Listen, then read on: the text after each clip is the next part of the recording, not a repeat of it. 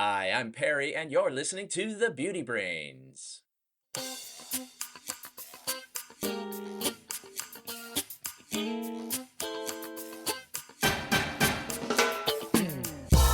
Hello and welcome to The Beauty Brains, a show where real cosmetic chemists answer your beauty product questions and give you an insider's look at the cosmetic industry. This is episode 392.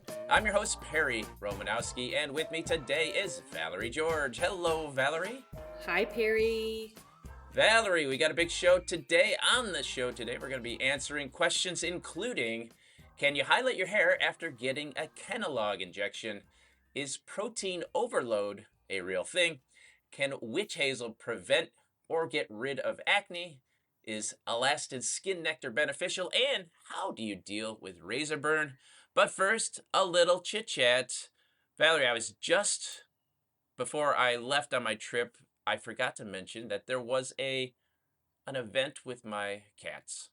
What happened? Well, Puffers was in the house and the Heat Miser were in the house, and those two don't really get along that well. Which is funny because I've seen them sitting next to each other, staring in your door saying, meow, let me in. They do that. It is so weird. Like, they don't get along, but they're always together out, like near each other outside. And, there's It's this a love-hate relationship. Exactly. They're like frenemies. And you know who's the big peacemaker is?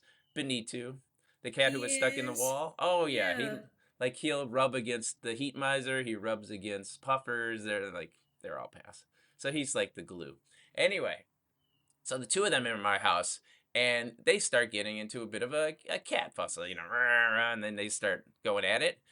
And then Teddy sees this, and Teddy was having none of that in his house. And then he runs after, and then it was Puffers was running away. So Teddy goes after Puffers, and they get into this big scrape. And then I don't know if you can see this, but my hand got scratched up. Oh my leg. gosh. Oh yeah, I had to break them up, and my Teddy, he was the guy going after. Like, Puffers were just trying to run away and get out of the house, but Teddy was he was going after him. So well, Teddy has to let them know where they stand. It's his home. They don't act like that. Well, I have to tell you, Puffers doesn't really come in the house anymore. He's stick his head in and look around, but then he just leaves again. Oh, I know. Puffers. He should have gone after Heat Miser because Heat Miser is not very nice. Heat Miser is, nobody likes the Heat Miser. Oh. Although Heat Miser is very people friendly. He loves to hop on my lap and purrs while I pet him. Wow. Yeah, and I'm looking forward to getting back there because I'm in China. Yeah, well, that's great. So you're doing a talk there. We talked about you prepping for the talk last time.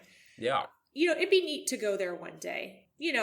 One day. I'm not ready. I don't really like, Asian food, just as in general with... Sure. I'm not a big meat eater at all. Yeah. And just a lot of the spices I can't do because they, give me headaches and stuff. But maybe one day I'll get there with my protein bars. It's a very cool place. The first thing when I went there, I landed in China, and you have this notion in your head growing up in America of what places are like. And I got there and I looked around, I'm like, where's all this communism that people talk about? Because there was Starbucks, there was 7-Elevens, there was McDonald's. I'm like, this. So it was all very much what I'm used to tell you the truth. It was very enlightening to me to see that the kinds of things, the reputations that different countries have that you grow up with and you just think about, they're really a lot different than when you actually get there. Yeah, it'll be very exciting. The closest I got was actually a Delta flight. It was a China Air Connection flight, but I had no idea. Oh, yeah. I was literally the only non-Asian person on the plane. And I actually had to ask around if I was on the correct flight because this was as we were boarding. I was just like, okay, cool. And then I got a little worried because the flight attendants were even speaking in Chinese to some of the passengers. Oh. And I was like, did somehow I get on the wrong plane? It was a red eye. It was midnight. I'm not a night person. I'm a morning person. So I was very worried. But that's the closest I got. But maybe one day, Mr. Cosmetic Chemist really wants to go. And you know what? I'm just really into touring America right now. Yeah, well, America's cool. I'm in Guangzhou, which is the southern part of China. Okay. So I've never made it to the Great Wall. which is way in the north.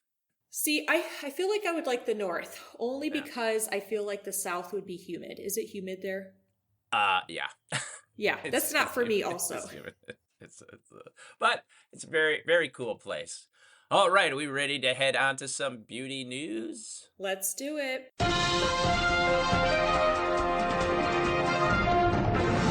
Valerie, last time I had mentioned about consumers being more educated in our last episode.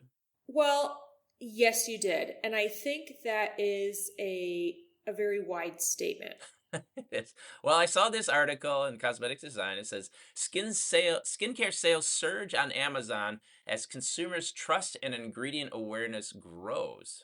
Amazon being the trust building I know. source. I know. How many of the products listed on Amazon were all written by AI? Or That's honestly, the people on Amazon just write as many things as they can so it pulls up the search query right. faster. So you end up in the search for yeah.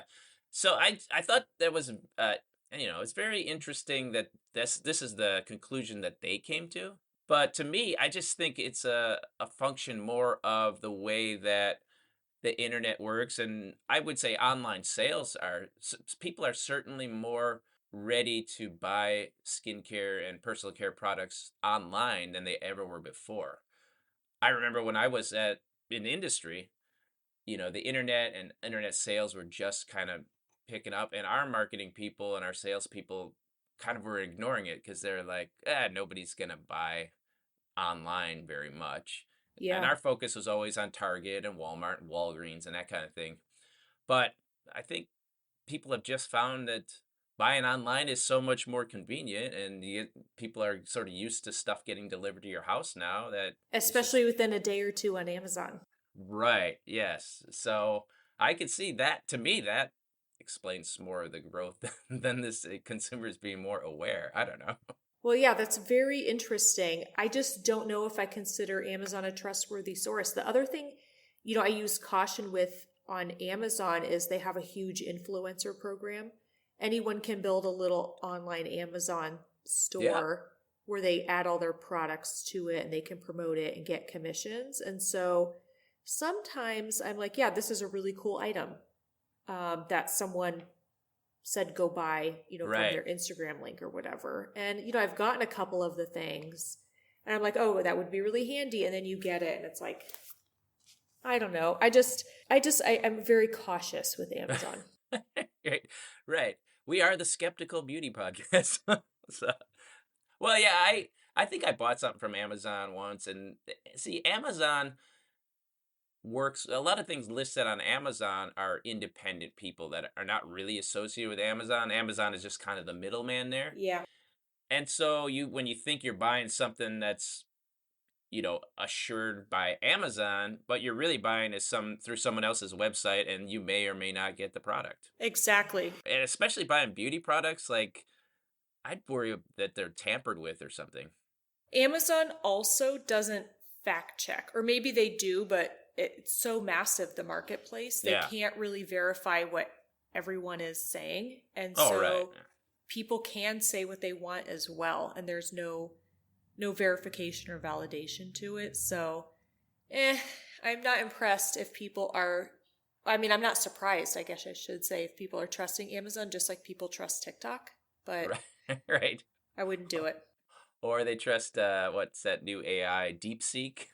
Like, come on. Oh my gosh. Oh, which it is good. It's fun, but all of the AI companies are just whatever you put in there, they're gonna use. So don't put anything secret in there. I mean, I like using them and all, but I don't trust them. No, I try not to use them. Well, we do have some listener feedback, I heard. We do. Now, it's funny. Last episode, you had mentioned, like, oh, we mentioned the New York Times thing way at the end, and maybe people were not listening. And then, ironically enough, we get this feedback from Mimi.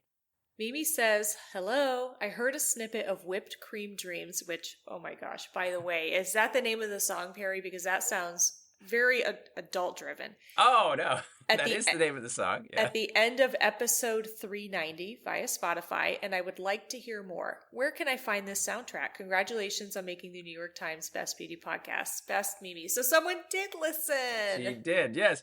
Well, I maybe Valerie didn't listen, but the song. Remember, we were talking in that episode about how I had made songs for all the porch kitties, the alley cats. Yeah, and wait, I remember one of them does like whipped cream. Right, PK Clone. She loves whipped cream, That's so sweet.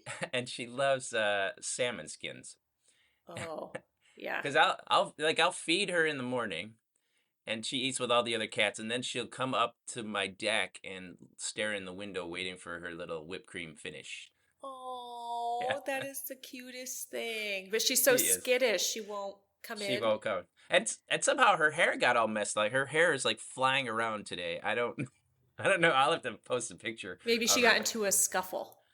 Or stuck under a bush or something. Yeah, but I kind of want to like pet her to smooth down her hair, but I can never touch her. She's Oh, I bet you she would let me touch her because she reminds me of Pretty Kitty. And Pretty Kitty's every day staring in the window. She uh, doesn't want Mr. Cosmetic Chemist. She doesn't want our other chemists. They uh, say, Valerie, Pretty's here to see you. And I oh say, okay, and then I go out. But she'll let me get within a foot or so of her, but I can't touch her.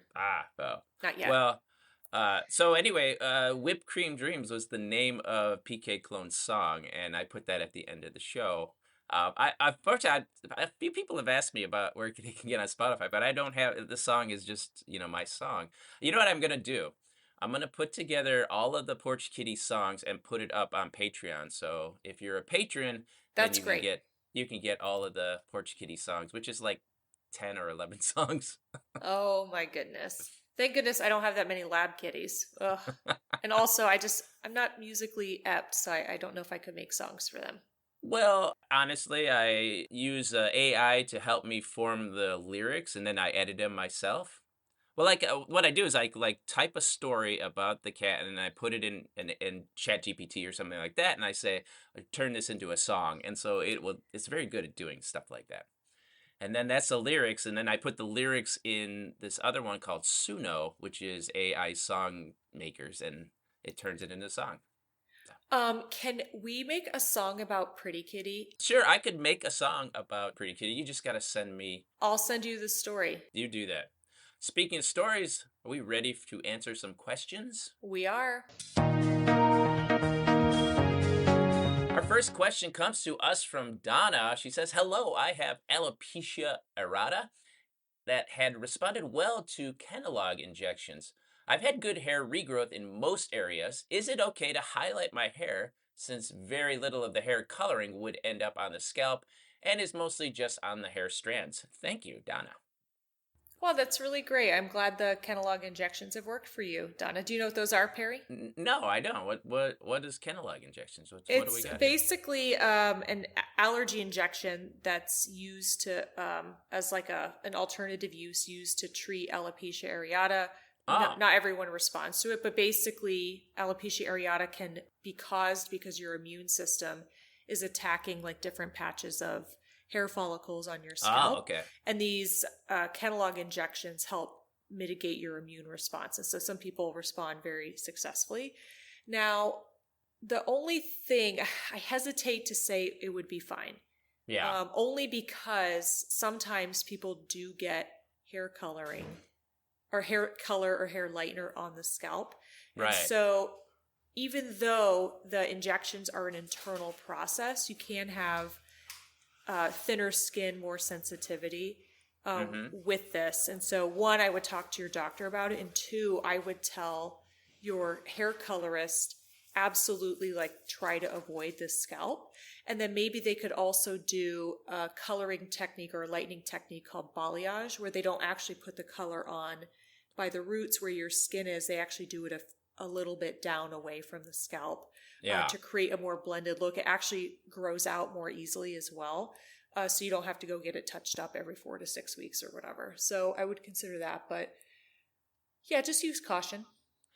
Yeah, I think as far as the strands of hair, those will be fine. But yeah, it's the way it's done. And can you do it safely or not? I think Valerie gave some good suggestions. Well, our next question comes to us from Charlotte. Hi there, Perry and Valerie. Big fan of the show. Reaching out to submit a question. I'm not sure whether you guys have already covered this, but is protein overload a real thing? Supposedly, too much protein in the hair can cause brittleness. Also, a cheeky extra one if that's okay. I have very fine hair that suffers from frizziness and dryness, and I'm at a loss on how to deal with it. Any particular ingredients or recommendations? Thanks, Charlotte. Oh, a twofer. All right, shall we tackle the protein overload? I think we've talked about this previously. I'll have to go look in the show Many notes. years ago, I think. Yeah, yeah. Because we've been together for years, Perry. We have since what, 2018, I think. Yeah. Wow, there you go. Well, so you love this question about protein overload, don't you, Valerie?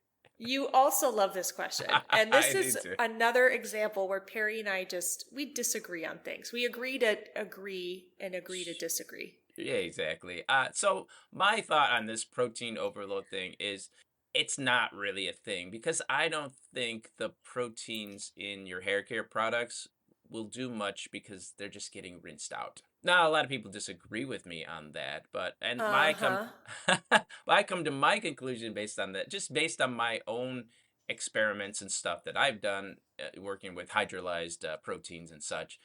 And also the idea that they are water soluble. And so unless you're leaving the product on, it's a lot harder to get these proteins to stay behind and do anything, let alone do the protein overload thing. So I guess protein overload would be that there's going to be a buildup of a protein film on your hair, or it gets into the hair fiber, and that's going to make it brittle and such. I don't think there's a lot of evidence to support that existing. I feel like we're in a high school debate because now I'm going to give the counter argument. All right, counter argument. I think that proteins can adhere to the hair. They do have substantive properties. Hair, when it's damaged, is negatively charged, and some portions of proteins bear a positive charge. Now, not all of Yeah. it does. Right. Certainly, a lot of it does rinse away. But the reason I don't think protein overload is an issue is because, as a hair chemist, you're not adding a crazy amount of protein to products. Right. And if Tiny you use amount. 1 or 2 or 3 products, they're not additive so much that you're going to get all this protein on your hair because there's only so many negative sites that protein Right. could even stick to. So at some point they do just wash away. Now, what I think can happen is you can be using a protein that is not right for your hair type. So for example, wheat protein, you use wheat protein when you want a lot of strength to the hair. So if you have really damaged, brittle hair, wheat protein is an excellent choice for you, and it usually doesn't have detectable gluten in it. However, if you have really curly hair with a lot of coils and turns to it, and you overload it, and I'm putting that in air quotes, you put wheat protein on the hair, you already have a stress strain issue with your hair. It's actually a physics issue. The thing you want to do least is to make the hair stiffer.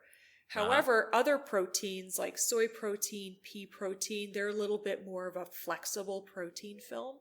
And so you're less likely to get this perception of protein overload with breakage because they're not forming a stiffer film like wheat protein is for strength. And so therefore, I think you can successfully use proteins. You just need to be smart about the proteins you choose. Additionally, sometimes brands do make treatment products that are literally just like water with a ton of protein. And this is a lot more protein than a chemist would ordinarily use in a formulation. Right. I would stay away from those because proteins are film formers. And again, when used at reasonable amounts, they're awesome for your hair. You don't want to put a 5% protein solution on your hair if you're concerned about brittleness. If it is staying behind, that can cause a film, and then that film sets up, and that's the cracking of that film. And especially if it's a stiff film. Yeah. Right. So I think most hair types are fine. But again, if you're a hair type where you're concerned about protein overload, I would avoid protein treatments because, again, they contain a lot of protein. I would just use products that have proteins in them, and I would look for softening proteins like maybe pea or soy. Well, I see this question come up a lot on I follow this subreddit called Hair Science on Reddit. And people ask about this all the time. And some people are just so paranoid about there being any protein in their product because they're convinced that just even a tiny bit is going to overload their hair. And I just feel bad because there's no way there's enough No way. protein in like a regular shampoo that just puts in hydrolyzed keratin protein just so they can sell something on the bottle. It's just a claims ingredient for a lot of these products, and Yeah. there's no way it's going to impact your hair in the way that these people think it does. So that's why I'm a bit skeptical of Yeah, you're just, and you claiming don't it. really need to use a lot. I mean, like you Yeah, can tell a difference if there's a 0.5% or even for sure 1%, but even a 0.5% of protein can make a performance difference in a product. And so you don't even need to do it. But yeah, most people are just saying, oh, just put a little dash of protein in and say it's in there. So yeah, don't worry about it. But again, if you are worried, just avoid really intensive protein treatments. You don't need them. we had VO5 Extra Body shampoo that had hydrolyzed keratin in it. And we had it in there at 0.1%. Yeah, that's usually a marketing company would do that. Yeah, if Right. you're looking for marketing material. And it's not going to be really efficacious at that level. Hey, look at that. We have an audio question. Oh my gosh. This comes to us from Rachel. Hi, Beauty Brains. I read online that witch hazel can help prevent or get rid of acne, and I was wondering if that's true, and if so, how it works. Thanks. Witch hazel and acne. I think when I was in high school, I had this thought that witch hazel could get rid of, because you put it on and it like is very drying or astringent, like stinging or something. So it feels like it's doing something. Yeah, the drying effect is actually because, not because it's drying out your skin. Right. The astringency that you're feeling is actually because it has a ton of condensed tannins in it. And the tannins create that effect on skin where you're like, whoa, my skin's so tight and dry, but really it's like these tannins on top of your skin. That's the stuff in wine? Yeah. Yeah. I've never tried to put wine on my skin. Wow. I mean, I wouldn't put a Cabernet, but it'd be interesting. Does Chardonnay have a lot of tannins? I think the red ones have mostly the tannins. Well, I'd be worried about staining my skin then. I don't think Chardonnay has the tannins. Maybe a good Pinot Noir or something. Yeah, a lighter colored one. Maybe Sure. a Zinfandel. Or a Cabernet. Too red. My skin would be stained. Anyway, yeah, so it has these tannins in it that give you that drying feeling. And it's interesting because even when I grew up, which was after you, Quite. We weren't even born in the same decade. I know. Well, to be fair, we were born close. Well, yeah. Well, no, you were Ohio, I was Illinois. No, I meant like close in time. Well, I mean, not super close because you're pretty older than me. I was born in the 60s. Okay, so we're 2 decades apart. Okay. Well, I mean, it was 69, so. And I was born in the early part of the 80s. So we're, not too far. So, not that far. But even in the, 80s, early 90s, like, yeah, it was known you put witch hazel on your face if you're super oily or you get a lot of acne. And it's interesting because as an adult looking at the literature, I would say it's pretty mixed. Yeah. It certainly isn't a cure for acne. No. I mean there's many causes of acne, first of all. I mean, it is a disease of inflammation, but there's many causes for it. The thing is, acne is an over-the-counter drug, or anti-acne products are. And so there are drugs that have gone through the process of being proven to be effective at treating acne. So things like benzoyl peroxide, sulfur is another one. Salicylic acid, I think, is on the OTC monograph. So when the FDA puts out a monograph, they list the ingredients that are effective at treating something and the percent use levels that you can make. Witch hazel is not on there. In fact, witch hazel is mentioned as something that was thought about, but there's not enough evidence to demonstrate that it is effective. Yeah, there's some in vitro data that shows that witch hazel has a lot of antibacterial activity. And so maybe brands or consumers have just said, whoa, well, acne can be caused by a bacteria used to be called P. acnes, now it's called C. acnes, they renamed it, but there's actually not really any... Because P is the better letter, don't you think? Yeah, I actually agree. I do like the letter P. I don't really like the letter C. Sorry, Mr. Cosmetic Chemist. C is so, like, it's so open. It's like there, and it just stops and it's just open. Like P is nice, rounded, and it's closed, and it's just a complete letter. Well, C is an incomplete letter. Maybe they had to change it to Cutibacterium with the letter C because we don't really know We think we know a lot about acne, but we don't. I mean, really, is it really that cute? I don't know. No, I no. mean, So witch all right. hazel does have some antibacterial activity, but it actually Okay. doesn't show inhibitory activity on C. acnes. There's just not a really lot of strong data, but witch hazel does act as an anti-inflammatory. So it does have strong anti-inflammation activity, but it doesn't stop the acne bacteria from causing acne. And Right. so I think that's why it's hard to say witch hazel helps, or it doesn't help, because could it help one aspect of acne and help make an improvement? Maybe, but it's not going to be applied to your face and your zits all of a sudden are going to go away or not form.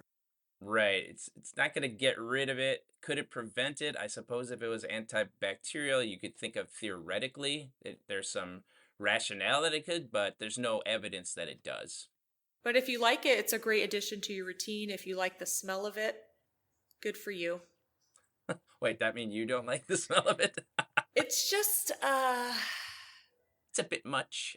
it's a lot. Medicinal's a word, musty's a word, Sure.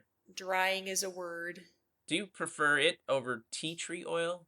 Uh, I used to think tea tree oil had like a more refreshing peppermint smell, Yeah. thanks to Tea Tree Special Shampoo by Paul Mitchell. Sure, sure. And I was like, wow, I love tea tree. But then actually working at Paul Mitchell and working with tea tree, I'm like, this is awful. It's terrible smelling. Yeah. Terrible. I remember I made like a foot lotion or something with tea tree oil. It smelled terrible. Ugh. And Yeah, it- that's a tough pick. And it stays around. Like you try to wash that off and you could still smell it for a few washings. Oh gosh. Well, hey, we almost forgot. Charlotte had a second question. She has very fine hair that suffers from frizziness and dryness. She's at a loss of how to deal with it. Oh, well, I hope she's using a conditioner. Yeah. In the last episode, we talked about VO5 and how terrible it is. I'm just kidding. How it's an economic choice. It certainly has a lot of great benefits in the wet stage. I actually think that To would be be fair, it's not the greatest conditioner, but it's a good conditioner, I would say. I would recommend that conditioner actually for somebody with finer hair, because cetrimonium chloride is not a conditioning agent you feel, but it does help reduce frizz. It does help with combing. Stearylconium chloride is not a great feeling conditioner. Sure. It's not super substantive for my hair. I have the male leg hair of human head hair, Sure. but it actually could be a nice choice. Also, it could be a nice choice because you don't want to deposit too many things on the hair that are going to weigh it down. And you want just like a little light topical feel. So wait, am I getting that you are recommending to Charlotte to get VO5 conditioner? I'm recommending to get a conditioner that has maybe a lightweight agent like stearylconium chloride, cetrimonium chloride. And if VO5 happens to align with that, it could be a good starting choice. And then if it's not enough, you could put like a little spray afterwards. Yeah. But Charlotte, you would want to avoid conditioning agents that are behine chloride, olealconium chloride. These are very heavy and are probably going to be chain ones. too much for your fine hair. Now you could look for stearamidopropyl dimethylamine. The Chaz Dean, When by Chaz Dean cleansing conditioner is actually just a conditioner, but it's based on stearamidopropyl dimethylamine and I think behine methosulfate. Those are two really lightweight conditioning agents that aren't going to weigh your hair down and help it with the perception of dryness and frizziness that you have. But I'm not endorsing VO5. I'm just saying it could be a good starting point depending how fine the hair is. I always loved the strawberries and cream version. It's like a little... People do like that one. It's a little dessert in your shower. So... Yeah, I think they had a coconut one I used to get. Was there like a coconutty one? There was coconut one, yeah, and there was a kiwi lime one. I didn't like that one. My mom. Oh yeah. No, I wasn't as big a fan of that one, but I love the strawberries and cream. Yeah, that's really an iconic scent of the 90s, early 90s. Yeah, it really was. All right, we've got another question. This comes to us from Carrie. Hi, I'm curious about Alastin products, specifically the Alastin Skin Nectar. I'm undergoing broadband light sessions and I'm curious if there's actually anything about this product that can speed up skin healing. I'm also curious if this product would be beneficial while adjusting to tretinoin. It's very expensive. Well, Carrie, let's take a look. How expensive are we Very talking? expensive. Well, Let's see here. all right. Well, well, For we've got 1 ounce, 1 fluid ounce, 29.6 milliliters. You can get this for the one-time purchase price, $236. What? but it's only $224.20 if you auto replenish. So if you sign up for a subscription and then you forget about it, wow. Okay. Oh my gosh. I can't think of any product that I would think is worth $200 for 1 ounce. Mr. Cosmetic Chemist would kill me if I bought something like this. Right. I couldn't even pretend to buy it for work. He would just say, don't even take the project. Right. What is this even doing? Like, well, let me tell you a little bit about Alastin. So Sure, I know the people who formulate the products, they are very knowledgeable. Like, okay. if I had somebody who wanted a really high-end, technically executed skincare formulation, Yeah. I would say the people who do the Alastin products are really incredible. Super Top-notch, knowledgeable. okay. Yeah, top-notch. So from that perspective, I feel pretty good. I think Alastin's also owned by a pharmaceutically company called Galderma. Galderma, yeah, that's them. So I feel like they also have a lot of rigor. Okay. Sure. So it's a similar model where there's a pharmaceutically skincare brand called Skin Medica, and they're owned by a pharmaceutical giant, Allergan. And so from this perspective, I feel like, okay, out of a lot of the brands out there, they're probably doing a lot of great work. There's a lot of great minds behind it. Oh wait, Allergan, they are the people that do the eyelash stuff. Yeah. Is that the one that they... Oh, yes, Latisse. Yeah. Okay. Right. So we're talking, these are pretty legit organizations. But yes. when I see $236 for 1 ounce, I'm like, even if I won the lottery, I just don't know if I could do it. Well, if it actually gave you great benefits, I could see that. And so her question was about, is it going to speed up skin healing? Well, that's what the brand claims. So they say to use it before a skin procedure to help strengthen the skin ahead of time. Then they say use it after a procedure to help reduce recovery time. Thanks to arnica, phytoene, phytofluene, narogenin with panthenyl triacetate. Yeah. I mean, I'm looking at their website. They have like a before and after. Like, the lighting is obviously different. And like, what? Why do they do that? And the differences are not that big, but come on. But you before and after, can't you set up so I never believe before and after pictures online anyway. You can fake them, but these aren't even good fakes. I mean, not that they're fake; they're probably real. It's just they don't adjust the lighting, so you can't really tell like what great outcome you get there. Yeah, and the base is actually a lightweight silicone base. It has a little silicone cross polymer in there to help it adhere to the skin. Right. Hopefully that improves penetration. I don't know. I didn't formulate it. I don't work there. But I'm sure it feels very nice, but I don't think this is going to penetrate. You got dimethicone. I don't see, I guess they got the hexapeptide in there. I just don't see anything in here that's going to help it to penetrate too deeply. And it is a water-free formulation, so they advertise it's preservative-free and bacteriostatic. Of course, it's water-free. Right. Well, I'm sure it feels good and such. Those are decent ingredients, but I can't imagine that it's going to help much with the recovery time. Although they probably have some study they've done, right? There's nothing published, so... Yeah, I don't know.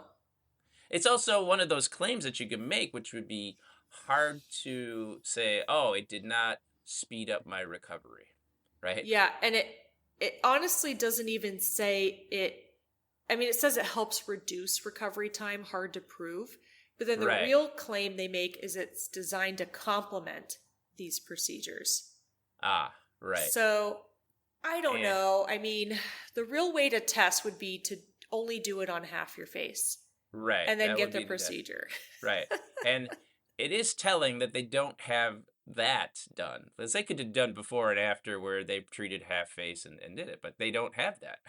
So why wouldn't Exactly. Yeah, it's so so maybe the obvious. Why wouldn't you do procedure that? actually improved the skin Yeah. and No. it's not the cream. Yeah. Right. I would say I would pass. Yeah. Yeah. And as far as is it beneficial while adjusting to tretinoin, I don't know if there's any benefit to using it while adjusting to tretinoin. I think there's probably a lot of other great lightweight moisturizers out there that would help. And you could look for a similar product base where it's got cyclomethicone, dimethicone, and that silicone polymer. And I think those are going to be the main benefits you get from anything, a serum like this. So find something that doesn't cost $250 an ounce. Wow. Yeah, it's just very expensive. And, you're already spending a lot on these sessions. Yeah, So for I sure. I would probably say a lot of other creams would help you. Yeah. Even though the Alastin people are really great, as I mentioned. All right. Looks like we have time for one more question. Lane from Boston. My husband has been watching my beauty routine for years and shyly asked for my help last year. Oh my gosh, that would be my dream if Mr. Cosmetic Chemist did that. Whoa. We've gotten him a great routine of cleanse and moisturize with SPF, but where he struggles is shaving his face. He gets a terrible beard rash after he shaves himself clean, which is what he prefers to be. How can he stay clean shaven but not have to deal with razor burn? Is there anything that can soothe the burn? Wow. I stay clean shaven. I'm probably just lucky. I never get like razor burn. It's very common for people with you have fine hair, I think. It's very common if you have like a thicker fiber diameter and especially curly, coily, kinky hair. Okay. Men with African descent, they have Sure. a challenge because of the way the hair curves as it's growing out of the follicle. Yes, so you're probably genetically lucky. I am. I mean, it's not for want of trying. I mean, when I shave, I just use an old razor and I use the hot water from the shower. I got one right now. I'm like, when do you know when you switch the razor? It's like, oh, it takes me, instead of one pass, it takes me like 5 passes to do the same spot. Yeah. What if the razor has rust on it? Do you keep going? I don't know. I'll get rid of something. If it has rust on it, I get rid of something. But, I mean, those things that have 4 blades, you can use them 4 times as much, right? Isn't that how that's supposed to work? I think so. I know. I'm a terrible beauty product user. Oh, goodness. Well, all right, let's thank goodness beard for rash, me, there's a couple things that I think Indeed. that Lane's husband can do. So one thing I think is helpful is if he's exfoliating. So I know he's cleansing and moisturizing, but what can happen and contribute to razor burn is when the hair follicles get ingrown. Slightly ingrown, right. Yeah. And so that can happen because there's a lot of dead skin accumulating on the face. And so maybe he could consider once a week exfoliating the dead skin off of his face. And I'm not talking with St. Ives apricot scrub because there's barely any walnut shells in that thing. Is that another dig at one of my old products? A product you didn't formulate, you totally inherited it. Product I inherited. I take no credit for apricot scrub, although it was very popular at the time. It's a great product. The scent is amazing. It feels really creamy on skin. It's just not really, I'm not knocking it as a cleanser. It's a great cleansing cream. Sure. It's just not an exfoliant, right? I'm talking something with maybe some acids in it. He's wearing salicylic SPF, acid, so that's great. Yeah. Something to get the dead skin off. So that may help a little bit. Also, the salicylic acid is an anti-inflammatory, and so it will help reduce some of the negative inflammation that comes with razor burn. So I would start with the exfoliation, salicylic acid. Then I would say he should, just continue to moisturize. I think by keeping the skin from getting dry and building up, that will also be helpful. And that might even mean moisturizing with like a regular moisturizer after shaving. So not one with SPF because that's like daytime, but maybe he'll shave in the morning and put the moisturizer with SPF on, but then he should be moisturizing at nighttime as well. And some of it, of course, too, is what shaving cream or which pre-treatment product you're using while you're shaving. Now, someone like me just uses hot water. That's probably not the best if you're Nah, trying you to want to avoid. soften the skin. Yeah, for sure. And so, presumably he's using a good shaving cream. And then, of course, don't use an old razor. Don't be like Perry. Don't use an old razor for weeks on end. You have to change the razor, fairly frequently, I guess. Yeah. I would give that a start too. You could also, to soften the skin if you don't want to use a product. I know what they do in shave shops is they take a hot towel. So Yeah. essentially they just wet a little hand towel. You could throw it in your microwave, shake it out so he doesn't burn himself, and then he could put that on his face before he gets in. That's going to soften and open everything up to make the shaving easier. Yeah. Well, those are good ideas, and I think that's the music I hear. That is the music. China is calling you. It is. I got to get back. There's a lot of tea drinking going on here, and they use loose leaf tea. It tastes a little different than the tea, like the Lipton tea that I usually drink. Oh, of course it does.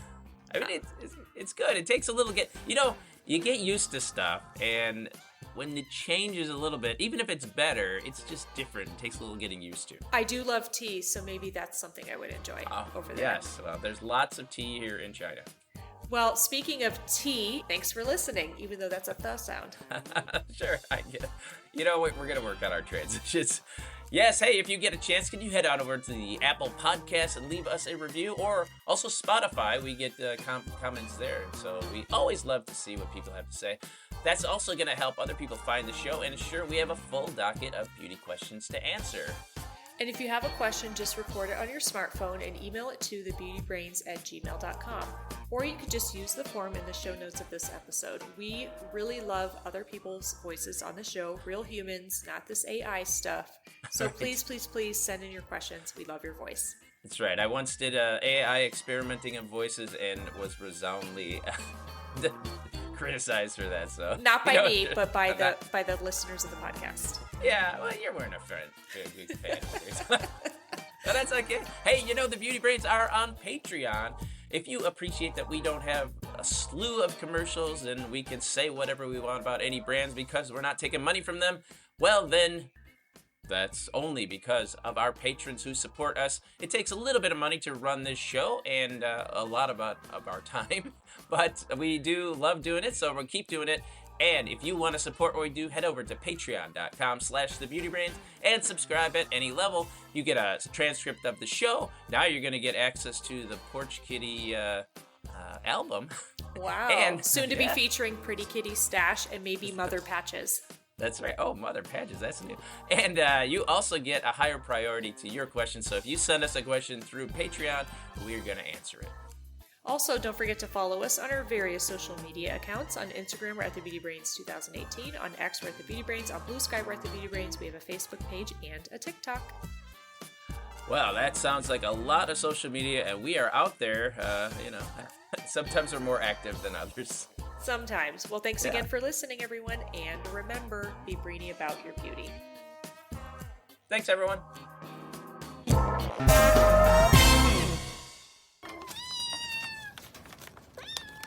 Kittens.